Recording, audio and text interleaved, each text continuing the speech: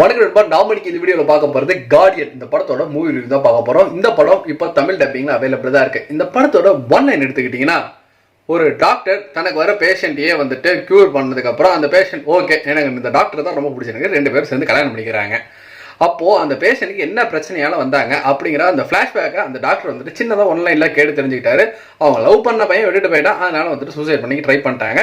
Doctor கொடுத்த motivation ஸ்பீச்சில் டாக்டரே வந்துட்டு கல்யாணமும் பண்ணிக்கிட்டாங்க. ஒரு இடத்துல திடீர்னு அந்த பொண்ணுக்கு கால் வருது, இது மாதிரி நீ அவனோட இருந்த போட்டோஸ் வீடியோஸ்லாம் வந்துட்டு நான் லீக் பண்ணிடுவேன், 50 லட்ச ரூபா பணம் கொடுக்கணும் ஒருத்தர் மிரட்டுறான்.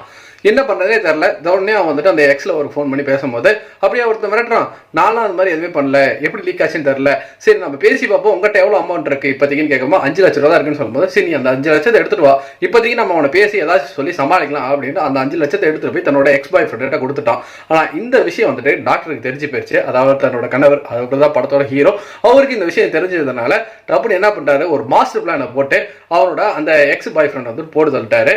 இதுக்கப்புறம் இந்த கேஸ்ல இருந்து எப்படி வெளியே வர போறாரு, அந்த போட்டோ வச்சு நடுவில் ஒருத்தர் மிரட்டினா பாத்தீங்களா, அவனுக்கு இந்த எக்ஸ் பாய் ஃப்ரெண்டுக்கு என்ன சம்பந்தம், இதுக்கு நடுவில் போலீஸ் இன்வெஸ்டிகேஷன்ல யார் மாட்டினா என்ன நடந்துச்சு அப்படிங்கலாம் தான் படத்தோட மீதி கதையா அமைச்சிருந்தாங்க.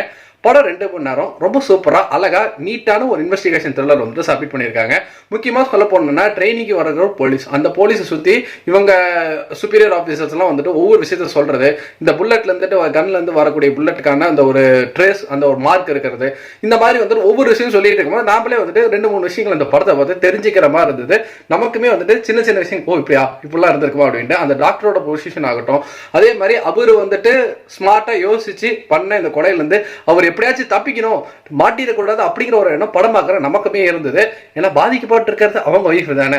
ஸோ இதெல்லாம் வச்சு பார்க்கும்போது எனக்கு ஓவராலாக இந்த படம் ஒரு நீட்டான இன்வெஸ்டிகேஷன் த்ரில்லராக இருந்ததுன்னு சொல்லலாம். முக்கியமாக கடைசி கிளைமேக்ஸ் டுவோர்ட்ஸுமே வந்துட்டு அழகாக கொண்டு போய் முடிச்சிருந்தாங்க. நீங்கள் இதை படம் பார்த்துருந்தீங்கன்னா உங்களுக்கு எப்படி போச்சுங்கிறத நம்மளோட கமெண்ட் செக்ஷனில் வந்துட்டு தட்டி விட்டுருங்க. எதை பற்றியுமே யோசிக்காமல் விறுவிறுப்பாக அழகாக வந்துட்டு காட்சிகள் நகர்த்தி எடுத்துகிட்டு போயிருந்தாங்க. அதுதான் இந்த படத்தோட ஒரு வெற்றியாக பார்க்குறேன். நன்றி, வணக்கம்.